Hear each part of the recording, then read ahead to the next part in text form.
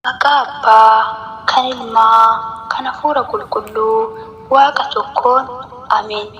Maatii Waaqayyoo, kennaawwan firii tawaahidoo, nageenyi Waaqayyoo isiniif haa baay'atu. Iddoo fi haala isin jirtan maratti kan Waaqayyoon jaalattanii, kan Waaqayyoon caalchisee isin jaalatu.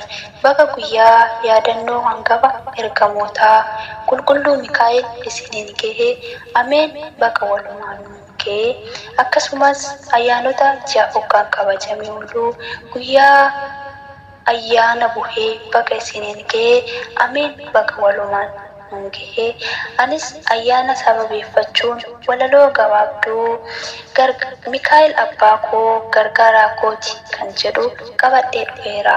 Walaloo koo hanga dhumaatti dhaggeeffachuu hin dagatinaa. Itti eebbifamaa.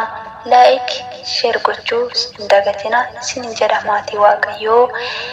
Egaa ayyaanni kan jaalalaa, kan dhiifamaa, kan tokkummaa, kan kabajaa, kan waan yaaddan hundumaa itti argattan isiniif haa ta'u. Ameen. Nuuf haa ta'u. Gargaaraa kooti ati Waaqa irraa ergamtee na baase dhiphinaa gaafa rakkadhee ture.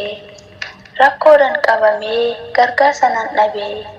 Namni yoo tuffatamee ati garuu nan dhiifne. Namarraa abdiin qabu na gargaara jedhee isan yoo nan dhiisan ati tasa nan dhiisne. Jireenya isaa jibbuun du'a isaaf barbaadee nan ala jedhee gara galaanatti gatee xalayaa du'aaf yaadame baattee karaa irra deemee harka irraa kan fuute. Gammachuu isaaf gootee bahariin kan barartee hamma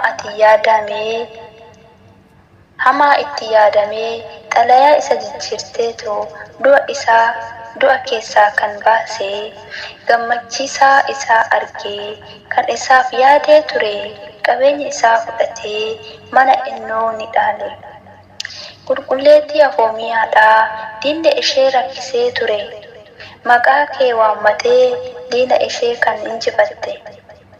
Bahariin fi Afoomiyaa ati kan isaan gargaarte har'a na baasii maaloo kan baay'ee natti ulfaate. Waaqayyo fuulduratti aangoo guddaa ni qabda. Ati naaf kadhu adaraa ani suman abdadha. Ani irraa ni qabda ati sagada isaa kabajaa qulqulluu Mikaa'el maaliif irraa dhabdaa?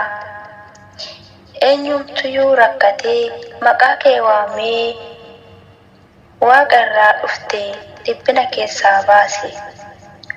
Na gargaarii maaloo guyyaa dhufaatii isaa sababa cubbuu koof akka banni adaraa. Garaa koof jedheetoo si faarsuu hin dhiisu kun waadadha yoomuu kollee Ameen. Kan na jalqabsiistee kan na xumursiistee galanni ulfinni Waaqayyoof haa ta'u. Ameen.